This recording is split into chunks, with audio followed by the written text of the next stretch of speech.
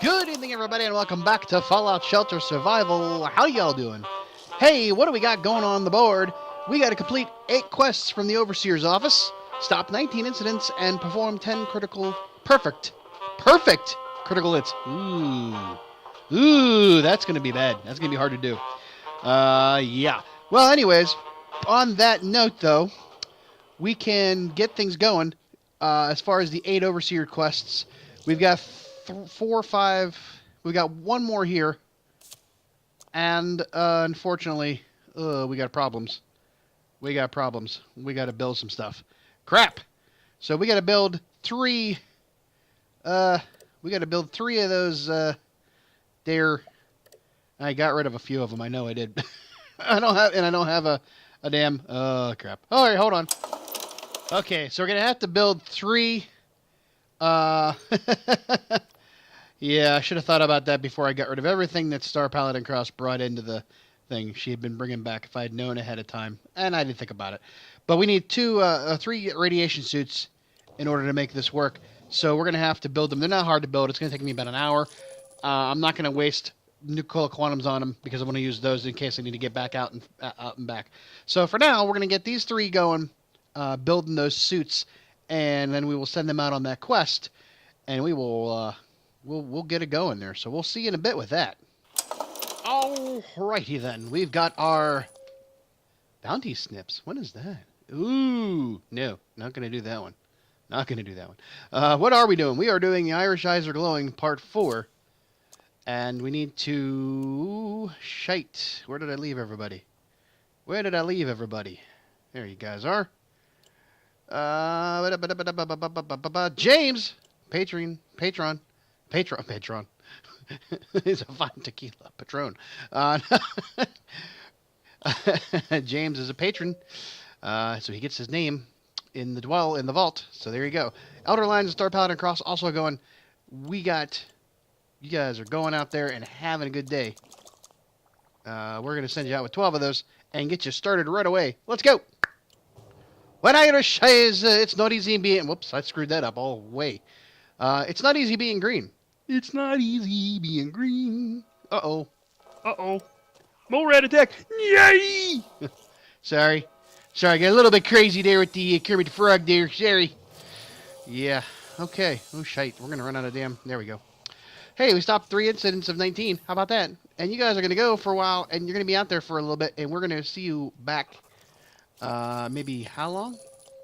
5 hours. So in 5 hours, we will catch up with them, do the next quest, because here's what we got still going on. We got to do 8 more quests and perform 10 perfect critical hits. I think that's going to be hard. That's going to be really hard. We'll have to see how that goes. Alrighty, we are back. And they should be out there. Yep, it's not easy being green. Let's go do it, shall we? It's not easy being green. Meet with the sound leader. Crap. Big one. It's a big one. It's going to be a big one. It's going to be a big one. You know what's going to be a big one? It's going to be a real big one. Uh-oh. Hello. Help us, dwellers. Our community is being ghoulified. We set quarantine zones in the basement, but they keep spreading. We haven't heard our leader in days. Do you care for refreshments before you investigate? This refreshment looks very green. Oh, yeah. We dyed them for St. Patrick's Day. Okay. Whoopie-dee-ba. All right. We're going to go up first because they told us to go down. That's how we do that. Anyways... As I was saying, you know what's going to be a real big one? Solo, the movie that's coming out. Yeah. It's the new, the next... It's like, we just had Avengers Infinity War, and Disney is just hitting us over the head with another one. Solo, and then in July, you've got Ant-Man and Wasp, which I don't understand why... Well, I don't want to give anything away, but we're, no spoilers here. But anyways... Solo. Okay, so I'm mixed. I'm on the fence here. When I heard they were making the movie, I was like, yeah, great, because I love Harrison Ford. I love Solo. I love Han Solo. I love the character. It's one of my first, major, heroes that I grew up, admiring in movies, and he was an anti-hero in a sense. The original, scruffy-looking nerf herder, that kind of thing. But the role has become defined by Harrison Ford in that role. You got Star Wars: A New Hope, Empire Strikes Back and Return of the Jedi are, boom, there's, there you got it. And then in Force Awakens, and I'm not going to spoil anything, the movie's like 2 years old, 3 years old now, they kill him, and it's like, I knew going into the movie that was going to happen, because somebody didn't spoil it, but they said enough that meant something was going to happen, and then I kind of figured, oh god, he's going to die. And he does. And it hurt, it broke my heart, man. It broke my heart that, they killed off. But I understand, because remember, Harrison Ford said that in order to help further along the character development, that he should have sacrificed himself in Return of the Jedi to save his friends, and he lost that. He lost that argument with Lucas and the the production team about that. But here we are now telling a story. Now the funny thing is like if you think about the movies of this ilk, this is a Star Wars story. It's not a spin-off. It's a separate side piece like Rogue One was. So it's not going to have the same. If they do it the way that Rogue One did, Rogue One really attacked it really well. The beginning wasn't a typical Star Wars movie. It didn't have the opening crawl and that kind of stuff. It was very great. I loved the way they did it. It didn't come out with the fanfare, the Star Wars theme song and the star and the logo and then the crawl that come up behind it. They just they went in and just did.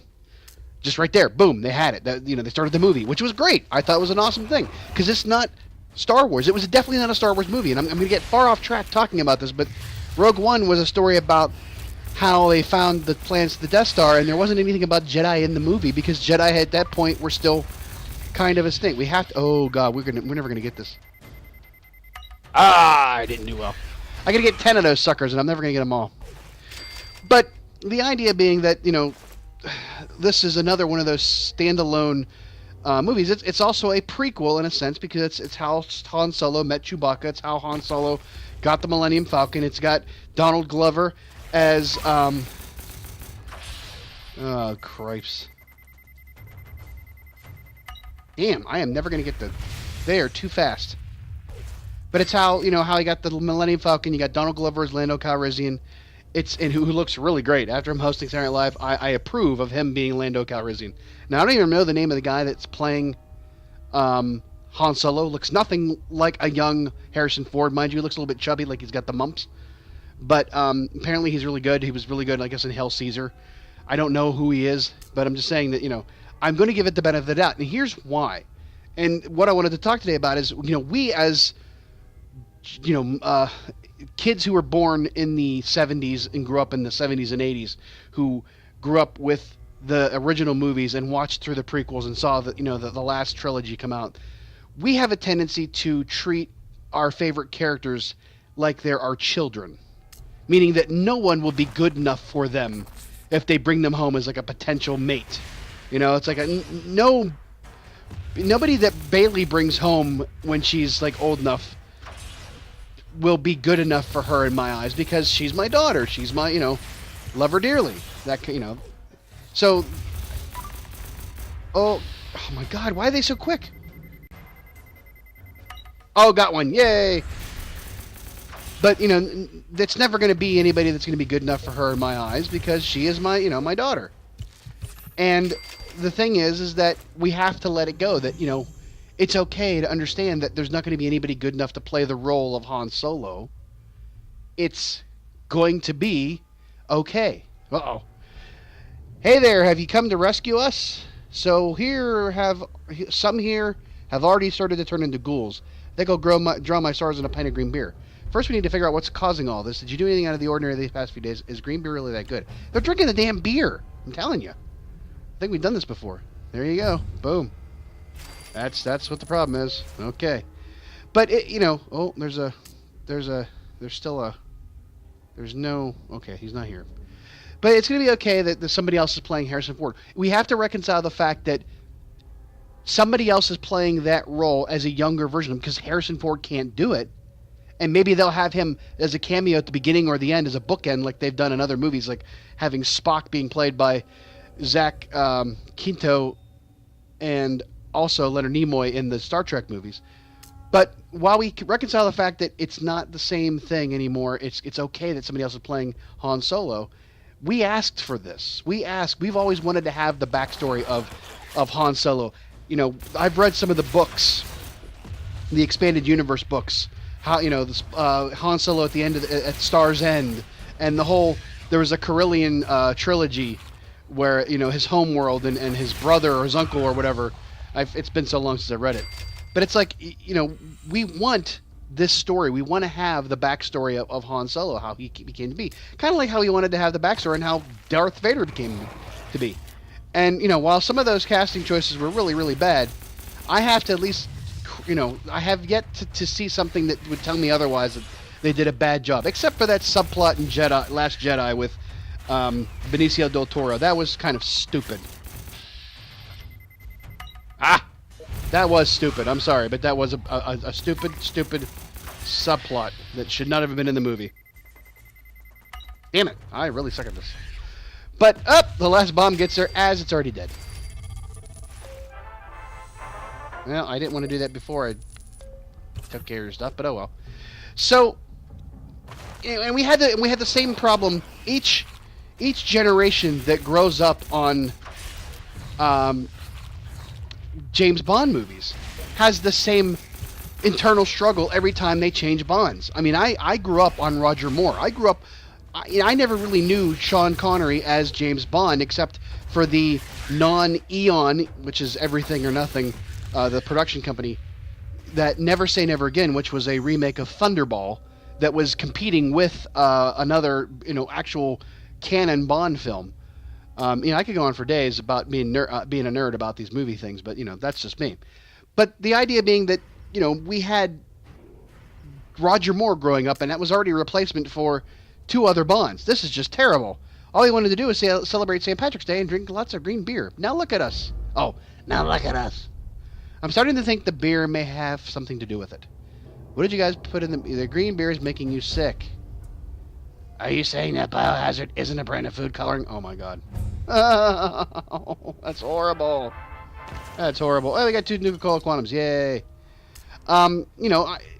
George Lazenby had played Bond in that one-off with, On Her Majesty's Secret Service. He was a really good Bond. It was a really bad idea, Telly Savalas as Blofeld, but that's a whole other thing. And it was kind of like campy at best. But you had Sean Connery who didn't want to play it for whatever money or whatever reason, so they brought in George Lazenby, and then he came back and did Diamonds Are Forever, which was a really, really, really, really not so great Bond. It was probably time for him to hang it up at that point. Oh, come on, come on. Bup, bup, bup, bup, bup. Almost. And, they waited a couple of years and then had Roger Moore take over and Live and Let Die, and you had, Paul McCartney doing the song, which it was kick ass, Domino, you had Yaphet Kotto, you had Bond and there's this upper crust white dude walking into Huggy Bear's lair, This is what the hell. Adding anything to a pint is a crime. Well, these guys have gone off the deep end, I guess. But and Jane Seymour as Domino. Whoa, whoa, whoa, whoa, whoa. I really screwed that one up. My goodness, I really suck.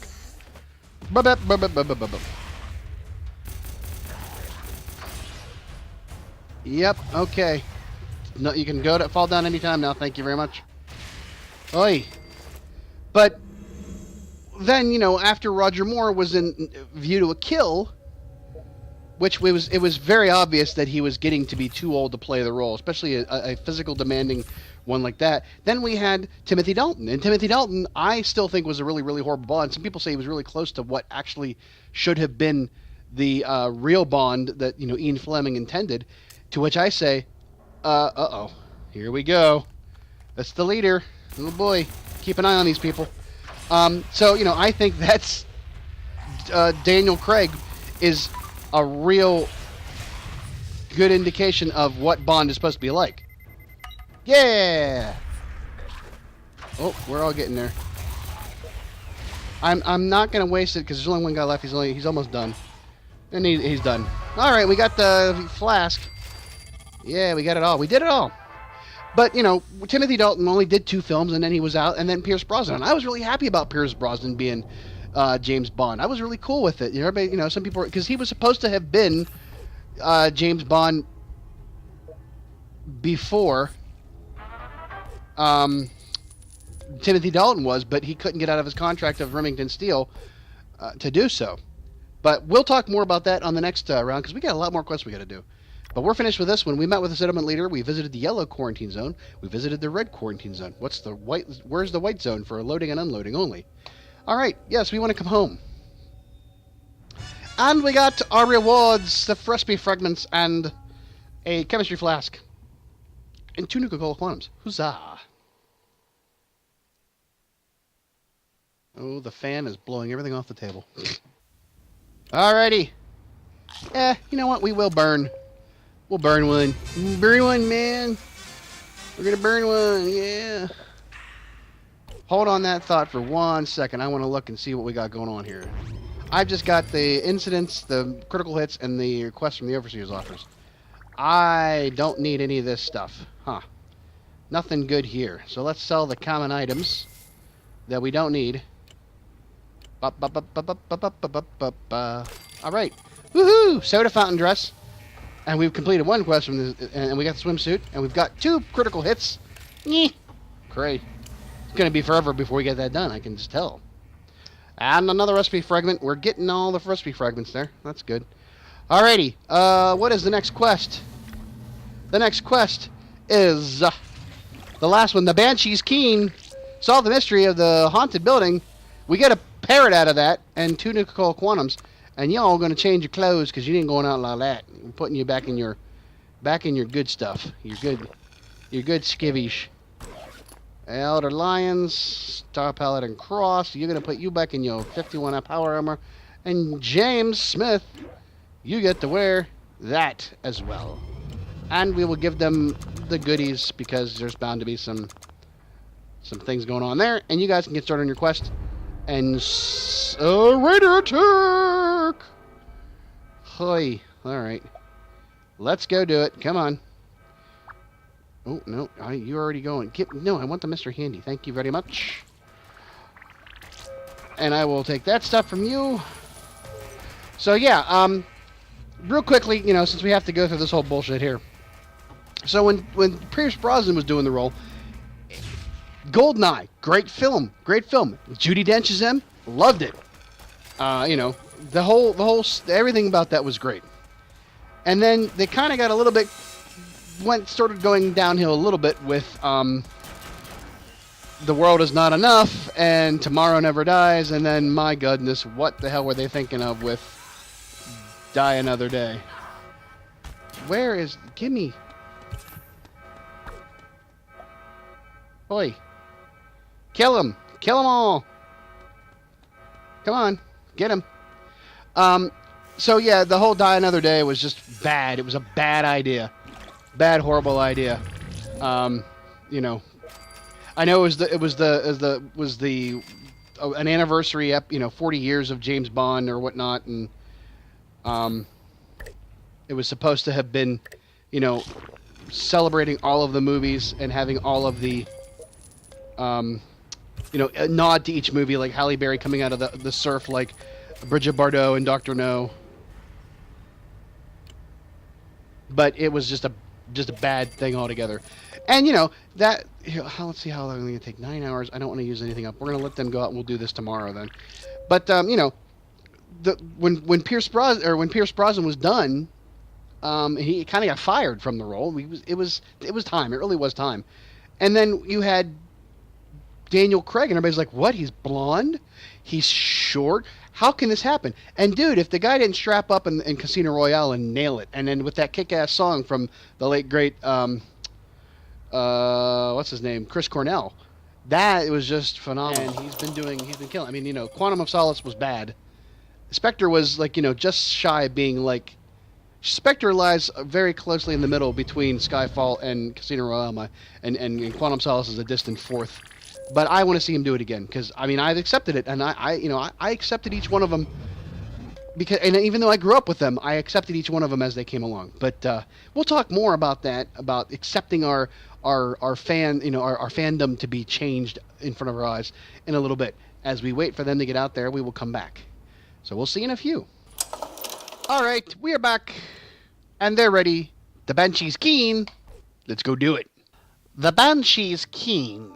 Solve the mystery of the wailing spirit. Yoink, Scoob! Oh no! That was really, really loud. It kind of hurt my throat. Yoinks, Scoob! That's my most horrible Shaggy impression. Hey, welcome, Dwellers, boy. We are glad to see you guys. That incessant wailing is driving everyone here mad. Say that's an omen of death, and they might be right. People are starting to attack each other.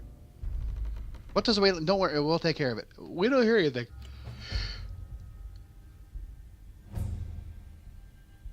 Sorry, I was yawning. Okay. Goodness. Speaking of Shaggy, and speaking of like things, again, on that idea that, we have things that we built up in our hearts and our minds from our childhood and from just general experience, and then when they go and they redo those things and they change those things, it can be jarring, and sometimes we hate it. Sometimes we can't stand the fact that, things get remade, rebooted, whatever. At least we can see, at least we can shoot, unlike ghosts. Oh, okay. I hope we don't end up as ghosts. But, Scooby-Doo is one of those things that I grew up with as a kid. I mean, granted, this original Scooby-Doo episodes, the original cartoon was back in the 60s. And there was a couple of iterations back then. You had, Scooby-Doo, Where Are You? And then you had, like, the Scooby-Doo, New Adventures or whatever. You had these ones that was, like, it started out the old schools in the 60s, and then you had, like, the late 70s, maybe the early 80s, you had ones that, then led into having Scrappy-Doo, and that was kind of a bad thing. And then there was the 13 Ghosts of Scooby-Doo, which had Vincent Price, and you got rid of Velma, and you got, oh, hold on, speaking of that, you make that noise stop right now. We can't think straight anymore. Killing other settlers helps just... What? Let us through. We'll take care of it. Let us... Okay. You better, or we'll kill you too. I wonder if I said, give me your weapons, if they would have made us attack them. I didn't hope we wouldn't have to do that, but, that would have been bad. But, the idea that these future iterations of Scooby-Doo, and then they had movies... 13 Ghosts of Scooby-Doo, let me tell you that. They got rid of Fred and they got rid of Velma, and they just kept Daphne, Shaggy, and Scooby, and then added in this little kid, the couple of ghosts, and everything. It was just, it was, they had their charm to it, but it wasn't great. And then in the 90s, and they had all kinds of other things, and they have, reboots and different things. And then there was, What's New Scooby-Doo? It had Sum 41 or whatever did the song for it. It was there's a little more up to date. And then, and I don't know what, and I grew up, when I grew up in the the mid 90s, the early, actually, well, I was out of high school by then, but in the late 80s and early 90s, there was a pup named Scooby-Doo, which was all of them as kids. And of course, that's, again, it's one of those things. It's like, why, we have to remake everything and we have to reboot everything. But it was still kind of cute and funny back then. It was more geared towards kids. But my own child, Bailey, when she was 3 and 4, there was another iteration of Scooby-Doo out that was probably one of the smartest and interesting of redoing and retelling of there we go. I screwed it up still. I still screwed it up. How could you be that dumb? There we go. But Mystery Incorporated, which was very well done and had a lot of great, up to date stuff. But what was great about it was that they were self-referential into the fact that it's like they kind of had an explanation for why there were so many iterations of Scooby-Doo. Hold on a second. Make it stop. Oh, they're gonna kill. I thought there was waiting for more. But they had an explanation for why there were so many iterations of Scooby-Doo. It's like this was a big supernatural mystery that they would. It was kind of like the Matrix. It would start over. Oh. Ow. I don't think there's any possible way for me to get that one. The way that was working. and it was like everything would start over. It was like the Matrix. It was like, there was a team of mystery, solvers, and then they would eventually solve this big mystery that would then reboot everything. And it was like everybody forgot everything, but they just started over again. And it was just like, oh, so every iteration of Scooby-Doo series was built upon that idea that this supernatural loop kept happening. And it accounts for all of the different shows and all the different characters were no longer there. And it was funny because they even made a comment to, like, they go to this museum, like Velma's family runs a museum of mystery. All of the old monsters that you saw from the original '60s show were like Wax Museum, and then there was Scrappy Doo, and then that kid from 13 Ghosts, and it's like, oh yeah, well, panhandling or whatever. He was like put in a Mexican prison or something like that. It was hilarious. So it's like when you do justice to a character or to a fandom, that's great. If you're doing it just for money, it's not going to work right. It's not going to be as good. It's going to be a blatant attempt to cash in on that pop culture reference. Some people say that the greatest, that there was the Wachowski. Speaking of the Matrix, the Wachowski. Well, I guess they're not brothers anymore, but because they are identifying as in their, they had both actually become trans, or have decided to. I'm trying to be, very delicate with the way I word that, but they're no longer the Wachowski brothers. Let's put it that way. But they made a Speed Racer cartoon after the Matrix series, and it was bad from what I heard. It was really bad, and even so, there was some good casting involved there. Damn, I still screwed it up. It's hard to get those. But it was like, how did I get that one? I get that one, but I don't get the other ones. Oh my goodness. Really? But they did well in their casting, like John Goodman as Pops. That was pretty good. And I think who played Trixie? I don't even remember. I didn't remember much about the movie. But I grew up on the cartoon. The cartoon was campy at best. It was Japanese. The Go. Forget the name of the actual name, but Go. It was the Mach 5, but it was like Go something. And it just, they might have made a really interesting, CGI heavy, game that looks like it's a racing game, like the Sugar Rush or whatever it is from Shrek or Wreck-It Ralph. I'm sorry, Wreck-It Ralph. But it just didn't do it well, and it was like it was a bad idea. It was poorly executed, and did not do justice to the material.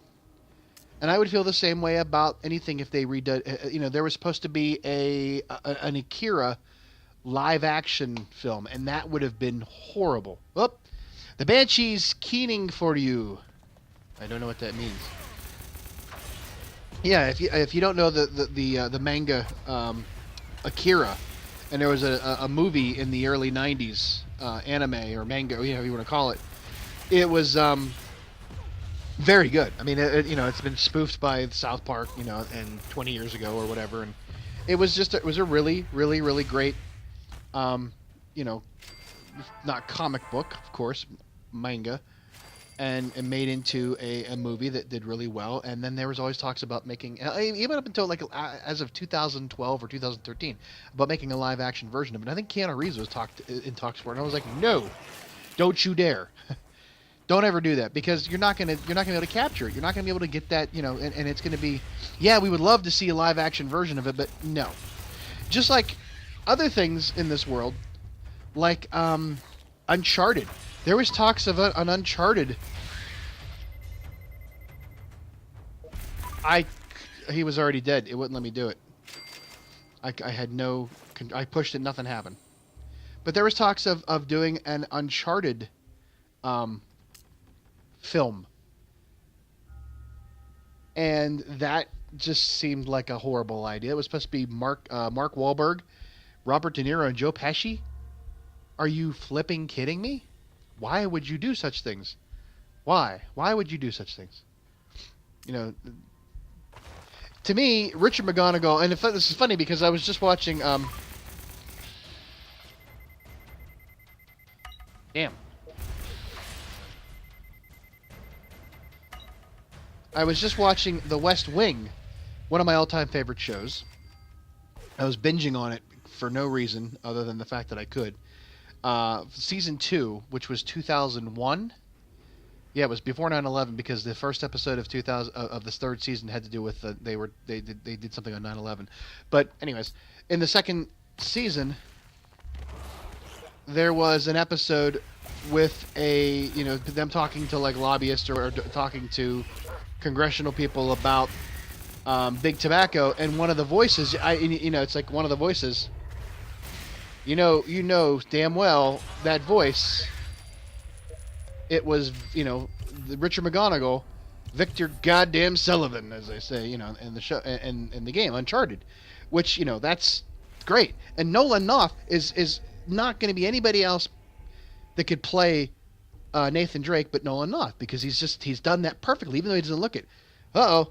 So you're the ones messing with our little experiment. We transmit the sound of a barn owl screeching directly into the settlers' brains.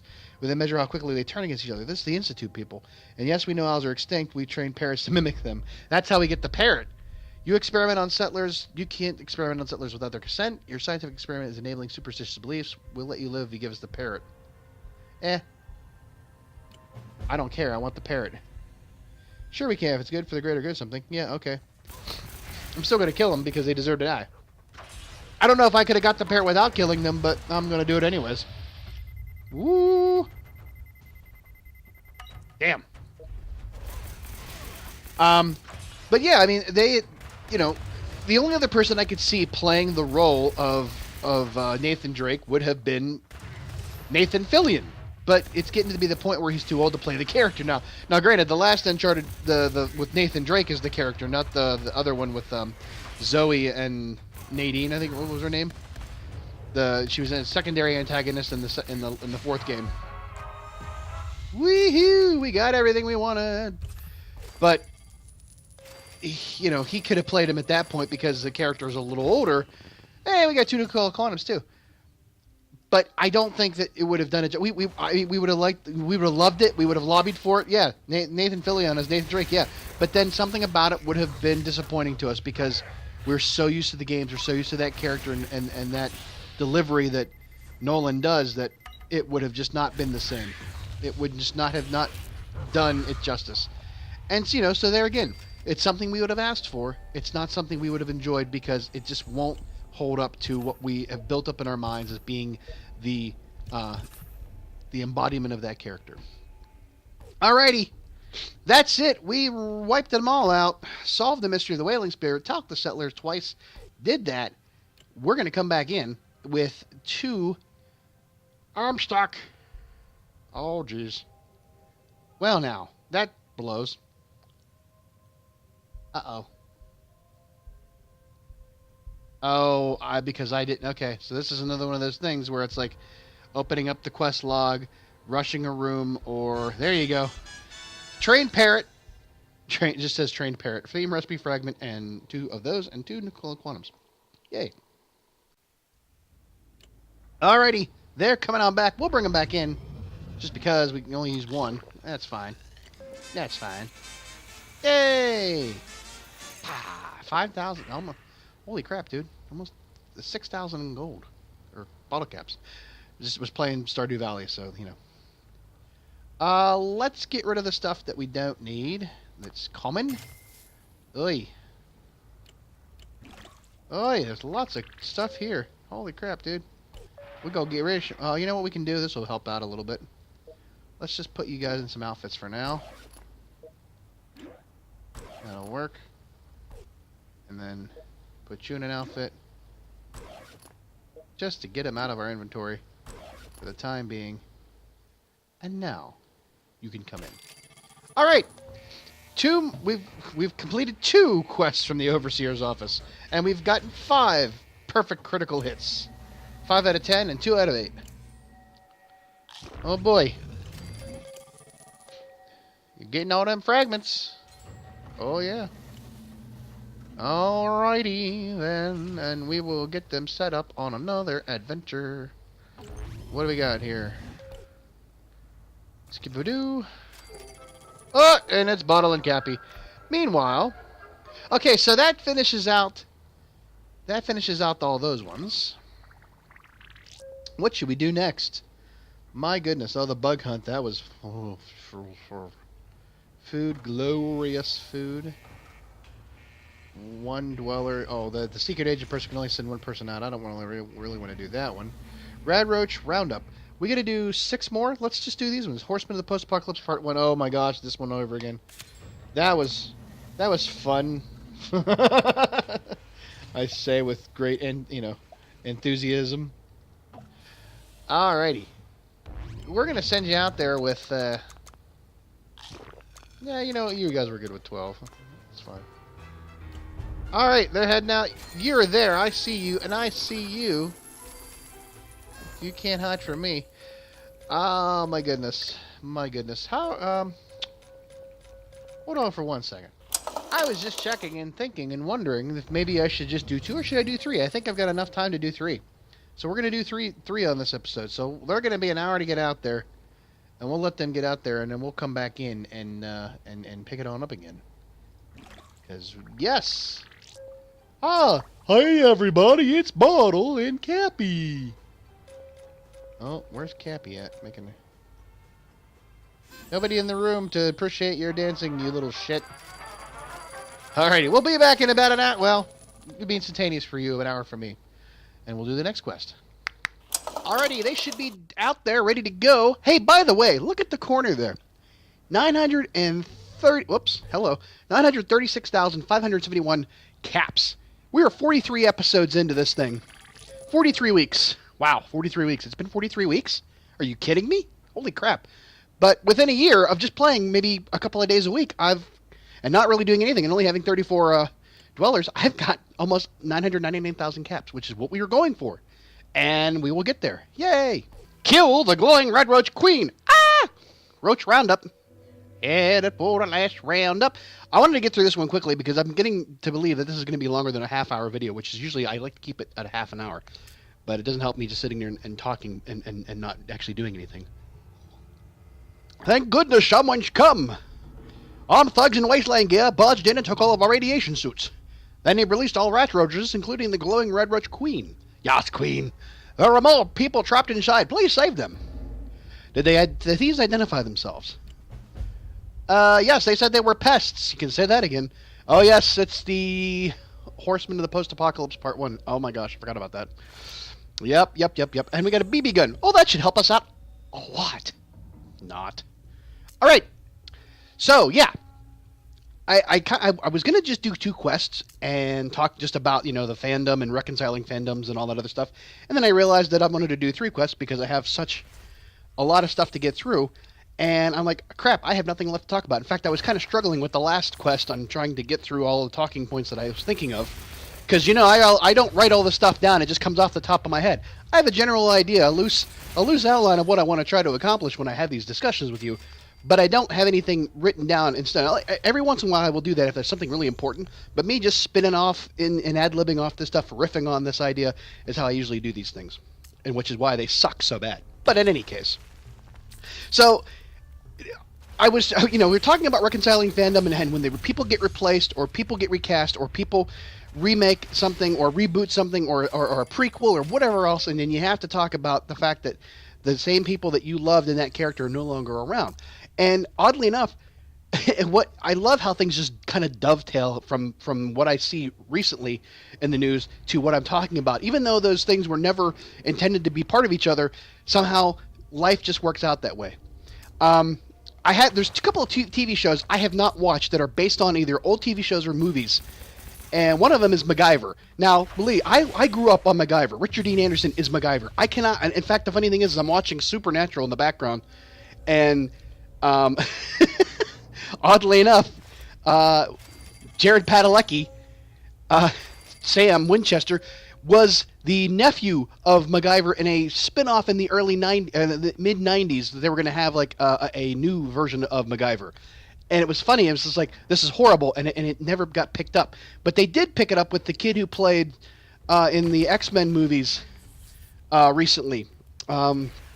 He's one of the brothers. He died, I think, in either one of the last two movies. I think, I don't remember, but I have not watched that show because I just can't. And I know they have all the characters. And my brother watched it. He texts me like, "Oh, Jack Dalton shows up. Oh, Penny." I'm like, I don't watch the show. I don't care, you know. But it's interesting that, you know, I've drawn that line in the sand early on. I just don't want to be bothered with it. I don't even want to know because I just think it's going to be a bad idea. And I'm sure it's probably a really good show. I mean, he seems to enjoy it, and I trust his opinion on things. But I can't just buy into that idea that, you know, this MacGyver, this retelling of MacGyver is a good idea.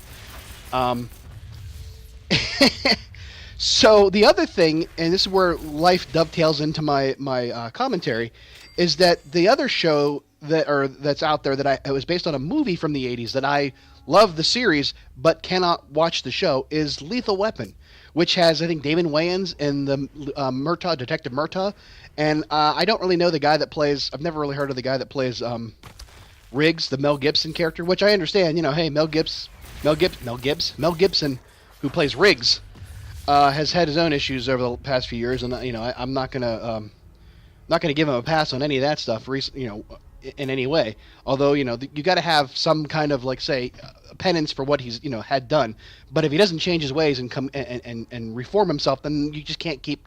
You can't just say, "Oh, but you were so good in the past." But if you do nothing to make your life better and reform from those bad behaviors, then why should we bother to give you any kind of you know, pass on anything? But anyways, the show, the TV show, one of my friends I used to work with watches that show, and he talks about it all the time. He says it's really, really good. He said this guy that plays Riggs now is even a closer representation of what you would think Riggs should be like than Mel Gibson was in the movie series. And I'm like, no, but Mel Gibson created that character. You know, that 80s, you know, the movie was Shane Black, I think, the guy that did one of the Marvel movies. Did that, and you know, that was a seminal time for me growing up. Lethal Weapon and Die Hard and all those, you know, those great 80 types movies, the action movies, you know, Beverly Hills Cop, that stuff. But I guess the series, you know, and it follows the same kind of idea. I don't know if they're recreating any of the plots from any of the movies, but they're apparently doing a lot of the character stuff. You know, the mother, the wife, and the daughter. You know, Rihanna, whatever, and that stuff. And then probably his wife Victoria Lynn probably was killed, you know, before the show started. And you know, that whole him being superlative, we're saved. Any of those scoundrels still around? They called themselves pests, servants of pestilence, and kept saying, "Blessed be the irradiated." Pestilence, pests. Clearly didn't take them long to think of a name. At any rate, have you killed the Radroach Queen yet? No, she's still somewhere in the building. Well, ye gods, we can't herd the rest into their cages while she's still around. Well, we'll take care of it. Don't worry. We'll get there. We're getting there. Just chill out for a second, all right?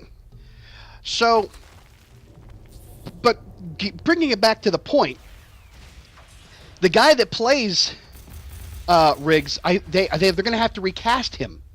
They have fired the guy, or he's whatever.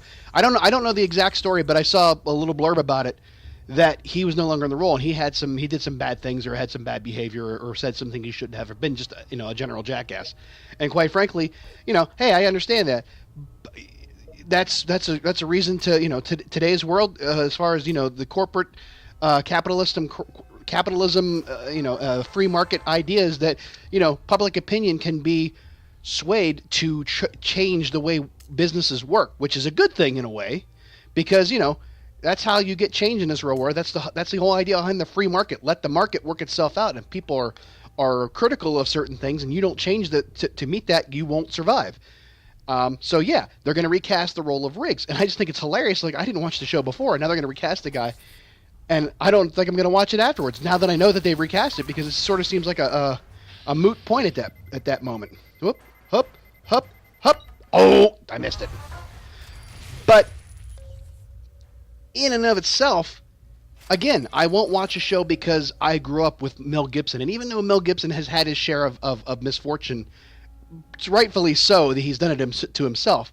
I still find him to be the embodiment of that character.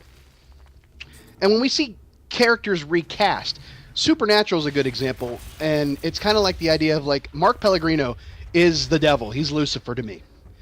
When they recast the role for whatever reason and had Rick Springfield play him as like a younger version of Alice Cooper, damn it, in the role, I just didn't like. No, they need to get him back. But I understand why they did it, and it kind of makes sense. Whoop, whoop, whoop. Oh, but it's not great. It's not. It wasn't a great idea. And now that he's back on the show as Lucifer, he owns that role. He created that role. He owns that role. He's a really funny, sarcastic character that's really great. Hey, we did it. We kicked their ass. But the fact that he's back now, so maybe they had a plan. Maybe they had a plan to introduce another character to do some kind of a storyline and then bring him back, or that was a game plan change when they realized it wasn't working. I don't know. And I will say, lastly, considering TV, the one time that I have been okay so far with an adaptation or remake or reboot of whatever of a movie that I enjoyed, where they have changed the cast entirely, was, and this is going to go back a ways if you don't remember it, Stargate. Remember the... Hello! Hold on a second. So if you remember the movie Stargate from 1995, was, the same people that did Independence Day and the Day After Tomorrow, the Roland Emmerich and Dean Devlin, that idea. They adapted it into a series on, whatever, CW or UPN back at this is, we're talking about almost 20 years ago, mind you.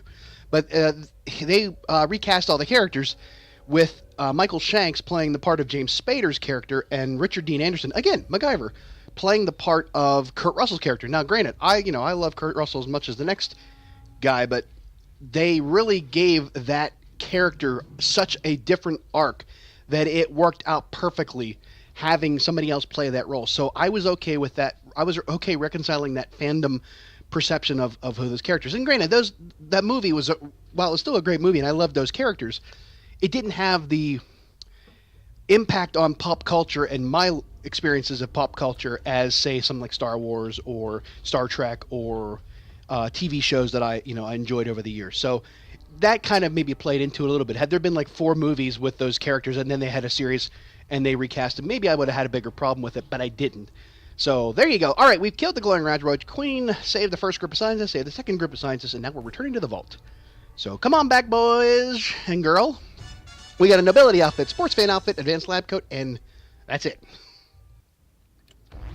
All right, it's going to take him 7 minutes to get back to the vault. I'm not going to take too much. You know what? Screw it. Who cares? I want to get done with this because I got other things I need to do. So there you go. All right, we're going to sell all our common items. Hey, there's a lot there. I don't know how we're going to get through all that. Well, I can still try to put people in outfits to help out the cause. And there we go. That's everybody. Crap. All right, well. I'm going to get rid of these because why wouldn't I? Up, the mysterious stranger. Can we find him really quick? Can we find him really quick? Can we find him really quick? No, we probably can't. There, he's right there. There you go. Because I want to get that 199,000. That's why. There we are. No, I don't want to get rid of any of those. Okay. Well, for now, we'll just see what we can do here. Get rid of that. Get rid of those 3 because those are all little low-level ones that I don't need. I want the bigger ones. All right. Yay, we've collected all of them. We've completed 3 of those. We got to do more. You guys are sick in the head. We got to make sure you're okay. What's going on there? All right. Let's get you set up for the next quest, and then we'll call it a day. How about that? Undercover operations. Yes. Oh, are they gonna have to wear shirt? Can I wear that? Can they? No. All right. Well, you got it. I gotta change your outfit. No, Nikes. Oh, I gotta back out and do it again. That sucks. All right. Here, we'll just do this. Here. Guess what? You get to wear a good outfit for once. Alright, there you go. Now we can do it. Oof. Get her done! Come on, come on. Put your outfit on. You can wear that outfit. Yeah, okay. Boom, boom, boom, boom, boom. There you are. And we'll send them back out on the Vault-Tec on that one next time. Okay. So that's it for tonight. I want to thank y'all for watching, and if you have any favorite things that were recast or redone and that you didn't particularly like, or things that you did, please let me know in the comment section. And if you like what you saw, please subscribe to the video and like the video and do all that happy-go-lucky stuff. And if you want to see these episodes a day earlier than everybody else and get on the little fast track, go visit the Patreon page and the link. And if you're a $1 patron, you get access to these each week a day earlier than everybody else.